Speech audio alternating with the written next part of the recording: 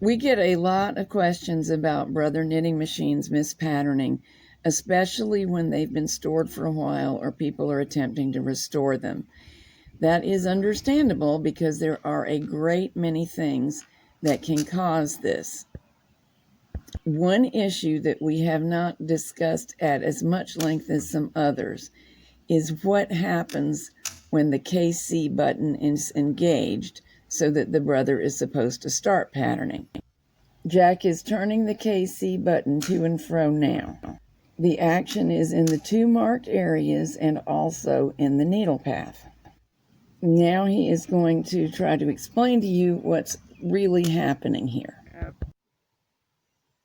All right, the change primarily is to block the needle butt so that it must go across here. When it crosses this, it pushes the needle butt down so that the selector rod can catch it and hold it so that it is being selected. The selector rods are deep inside the needle bed. Right. Now without that, here's where your needle butt's going to go and out. But with this in place, you see it has to come down here and across this pressure area that pushes the needle butt down so the selector rod can grab it.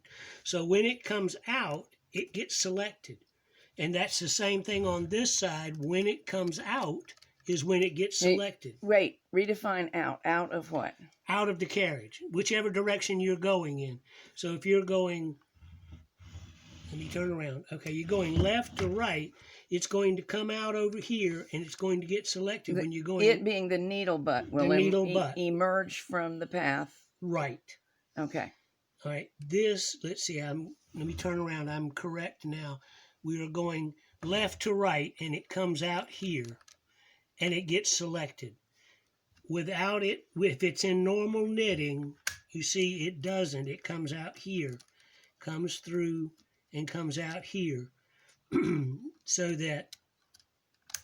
that's where they go, right there.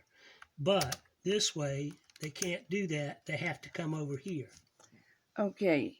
Show what happens when the little, whatever it is, comes out to engage the drive belt. Drive belt, yes. Aha, right here.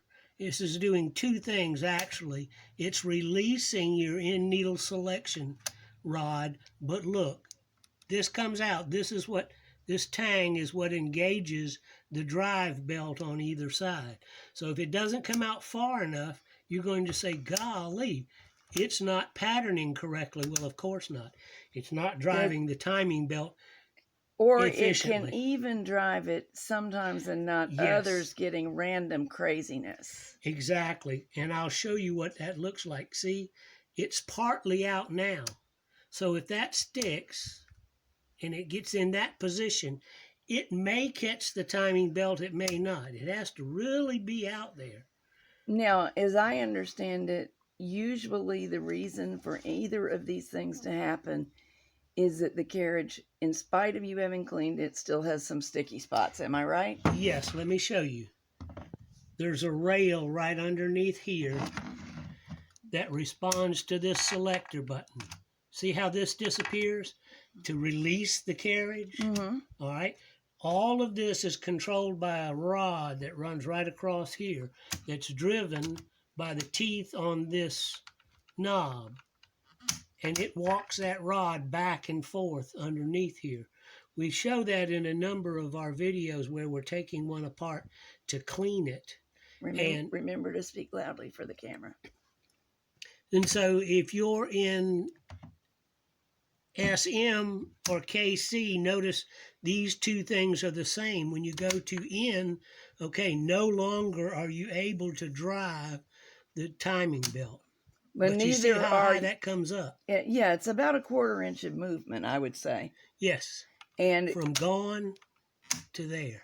And if it is moving but less, it is still not going to work quite right. That's right. And if you take the cover off, which we have videos that show you how to do that, take the cover off, you have to then put the knob back into place and work the knob and make sure that all of these things pop smoothly. You notice they're spring loaded. They pop up there. You can hear it. It's a very positive action. Yes, but that's a series of springs on either side underneath that rod that runs across the top. That's how come it can move 2 sets of flippers on either end of the carriage, because that rod runs all the way across here. And it's got to move smoothly. And one of the things about cleaning that we have found is sometimes you got to keep spraying underneath, because it's 2 plates that slide back and forth. And just like your buttons, if they're not very smooth, those plates will stick. So that might be the problem.